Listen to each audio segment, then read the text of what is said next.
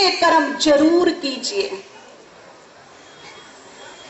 पाप ना हो मेरे से, ना मन से मैं बुरा सोच के पाप करूं, ना मुख से बुरा बोल के पाप करूं, ना कर्मों से पाप करूं, ना धन से पाप करूं, केवल मेरे द्वारा अब पुण्य ही हो। क्योंकि अब मोदी साहब नहीं, अब ऊपर वाला हिसाब किताब लेने वाला है। इसीलिए कर्मों को टोटली सफेद रखना है मुझे, एक भी कर्म मेरा काला ना हो जाए, इस बात का विशेष ध्यान रखना है। इस संसार की सबसे बड़ी दौलत, सबसे बड़ी शक्ति, सबसे बड़ा बल वो है पुण्यों की पूंजी, दुआओं की दौलत। हर दिन इकट्ठी कीजिए इसको, हर दिन कमाइए, हर दिन सेविंग कीजिए इसकी। कोई दिन ऐसा ना जाए जो इसकी सेविंग ना हो। भरपूर कर ले हम अपने आप को, इस धरती पर से जाने से पहले भर कर जाएं, और इतना भर ले, इतना भर ले कि अगर जरूरत भी पड़े तो मुझे दोनों हाथों से दान भी करना पड़े तो मैं अपनी दुआएं और पुण्य दोनों हाथों से दान भी कर सकूं, इतनी बड़ी दाता बन जाऊं इस दौलत में। तो आज से हम दृढ़ संकल्प करेंगे कि कुछ भी पाप मेरे से ना हो, केवल पुण्य हो।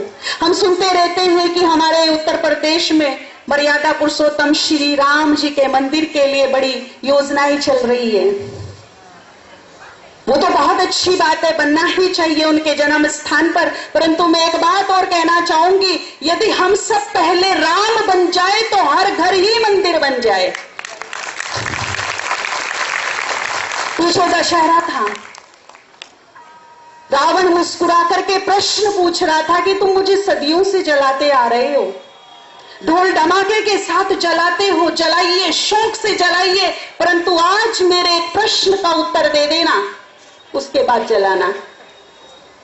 उसने एक बहुत ही तीखा प्रश्न पूछा कि मुझे जलाने वालों, ये तो बता दो कि तुम्हारे में से राम कौन है। रावण को जलाने का हक किसको है? तो एक एक राम बनो। और फिर देखिए पूरा यूपी यदि राम के मंदिर से सुशोभित ना हो जाए, घर घर राम का मंदिर ना बन जाए, कोई नहीं रोक सकता, किसी की परमिशन भी नहीं चाहिए। लेकिन वो तब होगा जब मन सफेद होगा, जब कर्म सफेद होंगे, वो तब होगा। हम राम बनने का प्रयास करें, मंदिर तो खुद पे खुद बन जाएंगे, इतने बन जाएंगे जो गिनती भी राम राज्य बना देंगे हम। राम मंदिर की तो बात छोड़ो, राम राज्य ले आएंगे सृष्टि पर, केवल राम बनो। तो पुण्य कर्म कीजिए। ये पुण्य कर्म तब काम आते जब संसार का कोई भी पद, कोई भी सत्ता, कोई भी दौलत, कोई भी संपत्ति, कोई भी सगा संबंधी काम नहीं आता, तब ये पुण्य, ये दुआएं काम में आती हैं। बड़ी बड़ी आफतें, मुसीबतें, लाइलाज बीमारियां जब आ जाती है, जब संपत्ति धरी की धरी रह जाती है, जब पद पोजीशन धरे के धरे रह जाते हैं, तब ये पुण्य काम आते हैं हमारे। ये हमारे सबसे अच्छे दोस्त, सबसे अच्छे साथी बनते हैं। पीछे हम गुजरात में गए, एक एनआरआई भाई जो विदेश से भारत लौटा था भारतीय, बड़ा धन संपत्ति कमा करके आया। उसने आप बीती एक घटना मुझे सुनाई और मुझे भी उस दिन लगा कि वास्तव में हमारे जीवन में पुण्यों पर, दुआओं का कितना भारी महत्व है। उसने कहा, बहन जी मैंने इतनी धन दौलत कमाई, कुछ ऐसे कमाई, कुछ वैसे कमाई। अब ऐसे कमाई वो तो ठीक है, लेकिन जो वैसे कमाई वो कैसे जाएगी? एक बात का हम विशेष ध्यान रखेंगे कि जब हम अपने घर में धन लेकर आते तो केवल धन नहीं लेकर आते, दो चीजें साथ में लाते हैं। किसी की हाय भी लाते हैं, किसी की बद्दुआएं भी लाते हैं, तो किसी की दुआएं भी लाते हैं। मेरे घर में धन के साथ किसी की बद्दुआएं भी मेरे घर में प्रवेश हो जाती है और किसी की दुआएं भी। तो धन के साथ साथ दुआएं भी कमाइए, बद्दुआ नहीं। मैं अपना हक का खाऊं, अपने अधिकार का खाऊं, दूसरे का हक छीन कर, अपने पद पोजीशन का भय दिखाकर, दूसरों के मुख का नेवाला छीन कर मैं अपने बच्चों को खिलाऊं, तो मेरे बच्चे भी कौन सी राह पर चलेंगे जो मैं सुनना भी पसंद नहीं कर सकती। इसीलिए कर्मों पर आज से हमें विशेष ध्यान देना है। मैं ईमानदारी की खाऊं, 2 के बजाय 1 खाऊं, महलों की बजाय भले झोपड़ी में रहूं, पर ईमानदारी की राह पर चलूं, ईमानदारी ना छोड़ूं अपने जीवन में। तो उसने कुछ ऐसे कमाया और कुछ वैसे, तो वो धन धरा का धरा रह गया, काम में नहीं आया। उसने कहा बहन जी इतना धन कमा लिया कि मुझे भी नहीं पता कितना है। कहते हैं 2 चीजें व्यक्ति के पास कभी इकट्ठी नहीं रहती, और जिसके पास रहती है वो करोड़ों में लाखों में एक होता है, समय और समझ। अक्सर करके हमारे पास समय बहुत होता है परंतु समझ नहीं होती, और जब समझ मिलती है तो समय मेरे हाथ से चला गया होता है। ऐसा ही उसके साथ हुआ। उसका एकमात्र बेटा 20 साल का, उसे न्यूज मिला कि ब्लड कैंसर हो गया। संध्या काल का वक्त है, दिल से भगवान से मैं ये गुजारिश करूंगी कि किसी भी माता पिता को ये दिन देखना ना पड़े। सबके बच्चे स्वस्थ रहें, सुखी रहें, निरोग रहें, 7 वर्ष आयु पाएं। लेकिन उस पिता को ये दिन देखना पड़ा। उसने भारत के बड़े बड़े स्पेशलिस्ट को अपने बच्चे को दिखाया, परंतु टू लेट हो गया था, 4थी स्टेज पर पहुंच गया था। सबने हाथ खड़े कर दिए। इकलौते बेटे को लेकर वो अमेरिका जाता है, विश्व प्रसिद्ध डॉक्टर को दिखाता है।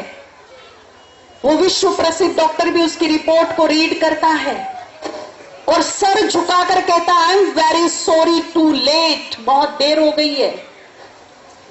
अब वो एनआरआई भाई ने जो बताया वो ये बताया कि उस समय मैं क्या करता, मैं घुटनों के बल जमीन पर बैठ गया। मैंने डॉक्टर के पांव पकड़ लिए, उसको हिलाने लगा, गिड़गिड़ाने लगा, डॉक्टर साहब कुछ भी करो, मेरी सारी धन संपत्ति ले लो, प्रॉपर्टी ले लो, सब कुछ ले लो, कुछ भी करो, पर मेरे बच्चे को बचा दो। तब डॉक्टर ने कहा देखो भाई साहब, मेडिकल साइंस यहां आकर फेल है, कुछ नहीं कर सकती यहां मेडिकल साइंस। हाँ, अगर तेरे बेटे के जीवन में अब कोई चमत्कार कर सकता है तो वो केवल ऊपर वाला है जो अब भी चमत्कार कर सकता है। मेडिकल साइंस का भी हाथ ऊपर गया। फिर उसने कहा भैया अब तो केवल दुआएं बचा सकती हैं, केवल दुआ। और तीसरा बोला कि तुम्हारे इसके कर्म। जब उसका तीसरा नेत्र खुला तो समय हाथ से निकल चुका था, समझ देरी से आई। आज तीसरा नेत्र खुला, आज वो यथार्थ देख रहा है कि मैं काहे का साहूकार, मेरे जैसा कंगाल तो कोई भी नहीं है। भगवान ऊपर वाला, उससे भी मेरा कभी पाला पड़ेगा ये तो मैंने कभी सोचा ही नहीं था। अब उससे मदद मांगू तो किस मुंह से मांगू? दुआएं वो तो कभी ली भी नहीं है। काश उसने भगवान का ध्यान किया होता कुछ क्षण, तो आज भगवान भी उसका ध्यान रख रहा होता। लेकिन उसने कभी भगवान का ध्यान नहीं किया, ना कभी दुआ दी और ना कभी दुआ लेने की कोशिश की। कर्मों का तो ज्ञान ही नहीं कि कुछ पाप पुण्य भी होते हैं क्या। लेकिन जिस पर ध्यान दिया, जिसे ना दिन देखा ना रात, ना पाप देखा ना पुण्य, ना अपना देखा ना पराया, कमाता चला गया कमाता। आज वो है तो सही, पर देखिए कैसी बेवफा बनी है, परंतु काम में नहीं आ रही। सब कुछ है, पद पोजीशन भी है, धन संपत्ति भी है, बड़े बड़े सोर्स भी हैं, परंतु सब धरे के धरे। और जो आज काम में आना चाहिए, जिसकी आज सख्त जरूरत है, उसमें उसका बैंक बैलेंस बिल्कुल जीरो है, नील। और जो बैंक बैलेंस भरे हुए वो काम में नहीं आ रहे। ऐसी बेवफा बनी, आज दौलत है तो, परंतु मुस्कुरा रही है, काम में नहीं आ रही। इसीलिए जहां ये धन मेरी आवश्यकताओं को पूरा करता है, वही पुण्य की कमाई भी मेरे जीवन में बहुत जरूरी है, वहां दुआएं भी बहुत जरूरी है। अब ये नहीं कि बहन जी मेरे सर पे हाथ रख दो दुआ दे दो, माई जी मेरे सर पे हाथ रख दो दुआ दे दो। ये दुनिया की सबसे कीमती दौलत है, पॉकेट में नहीं मिलती किसी को, ये पॉकेट में नहीं मिलेगी। और मांगने वाले को कितना मिलता है? भिखारी से तो पाले पड़े हैं ना सबके। पहली बात तो देना ही नहीं चाहेंगे, देखेंगे ही नहीं उसकी तरफ। और यदि पीछा छुड़ाने के लिए देंगे भी तो जेब में 2000 रुपए पड़े हैं उनको नहीं छुएंगे। जो सबसे छोटा सिक्का पड़ा है ना वो निकाल के देंगे। मांगने वाले को इतना ही मिलता है, इससे ज्यादा। अभी आपके घर पे यदि कोई भिखारी आ जाए तो 4 बोले चावल के पड़े हैं, आटा पड़ा है, अनाज दाल सब पड़े हैं, लेकिन अपने दरवाजे पर आए भिखारी को एक मुट्ठी चावल या एक मुट्ठी आटा ही देके टरका देंगे, पूरा बोरा कोई नहीं देगा। तो मांगने वाले को इतना ही मिलता है, और मेरा मांगने से अब गुजारा होता नहीं। क्यों ना मेरी सोच ऐसी हो, मेरा व्यवहार ऐसा हो, मेरे कर्म ऐसे हो, मेरी बोल ऐसी हो कि देने वाला स्वेच्छा से दे, और जब दे तो छप्पर फाड़ कर देने के लिए मजबूर हो जाए। इस तरह से दे। कब तक मांगूंगी मैं? 2-2 दानों से तो मेरा गुजारा नहीं होता। अपनी सोच को बदलिए, अपने बोल बदलिए, अपने कर्म बदलिए, अपने व्यवहार बदलिए, और ऊपर वाले को विवश कर दीजिए कि वो आसमान फाड़ कर आपके भंडारे भरपूर करे।